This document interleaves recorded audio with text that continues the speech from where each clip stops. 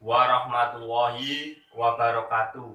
Perkenalkan, nama saya Muhammad Minhajul Qawim, NIM 19+03211000121 dari kelas DPTA dari program studi agribisnis Fakultas Pertanian Universitas Trunojoyo Madura. Di sini saya akan menjelaskan materi sintometrik untuk memenuhi tugas praktikum dasar perlindungan tanaman pada acara 3. Mari simak video-video penjelasan dari saya. Oke, yang pertama yaitu penjelasan sintomatik adalah bagian dari fitopatologi yang menyelidiki, melukiskan, dan membandingkan gejala penyakit tumbuhan. Pada umumnya, tumbuhan yang sakit akan menunjukkan gejala yang khusus.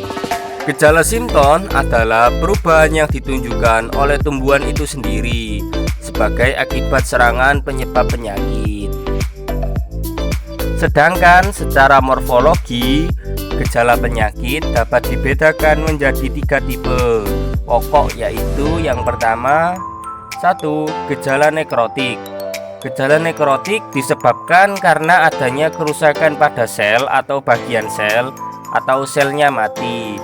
Gejala nekrotik ini dibagi menjadi 6 bagian, yaitu yang pertama nekrose, yang kedua klorose atau menguning, yang ketiga perforasi, yang keempat kanker, yang kelima eksudasi atau pendarahan, yang keenam busuk atau roti. Sedangkan yang kedua yaitu gejala hipoplastis, disebabkan karena terhambatnya atau terhentinya pertumbuhan sel. Gejala hipoplastis ini dibedakan menjadi 3, yaitu roset, yang kedua kerdil, yang ketiga perubahan simetri. Sedangkan yang terakhir yaitu gejala hiperplastis, disebabkan karena adanya pertumbuhan sel yang melebihi biasa. Gejala hiperplastis ini dibedakan menjadi 6, yaitu yang pertama Witchesbrum sapu, yang kedua Cecidia atau gel tumor, yang ketiga intumescensi, yang keempat erinose, yang kelima fastiasi, dan yang terakhir keenam menggulung atau menggeriting. Oke guys, bertemu lagi nih dengan saya. Pada praktikum kali ini saya akan mengambil tanaman, yaitu tanaman cabai atau nama latinnya Capsicum frustensis di depan rumah saya.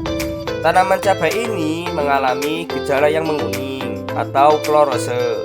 Gejala menguning ini ditandai dengan adanya perubahan warna pada bagian tanaman yang seharusnya berwarna hijau berubah menjadi berwarna kuning akibat rusaknya pada klorofil.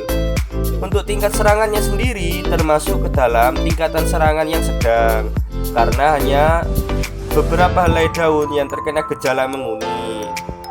Gejala menguning ini terjadi karena beberapa sebab, yaitu dikarenakan pembentukan klorofil yang terhambat, sehingga laju pembentukan klorofil sama atau lebih kecil dibandingkan laju degradasi klorofil. Oke, yang kedua adalah tanaman lidah buaya atau nama latinnya yaitu aloe vera. Tanaman lidah buaya atau aloe vera memiliki gejala busuk atau yang disebut rotting. Gejala busuk ini disebabkan oleh berbagai patogen yang dibedakan busuk basah yang terjadi pada bagian yang berdaging dan bagian yang busuk yang mengandung cairan. Untuk serangannya sendiri termasuk serangan tingkatan yang rendah, karena hanya beberapa yang terkena gejala busuk atau rotting ini. Gejala penyakit ini diikuti dengan prosedur isolasi dan pemurnian patogen.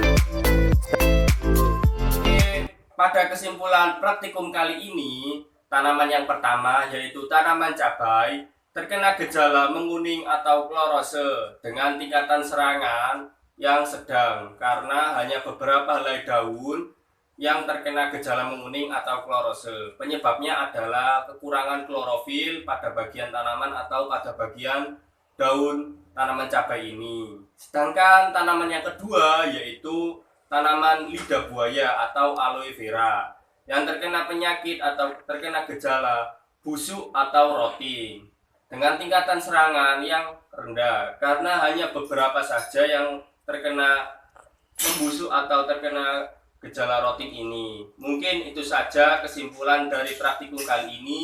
Kurang lebihnya mohon maaf. Wabillahi taufik wal hidayah. Wassalamualaikum warahmatullahi wabarakatuh.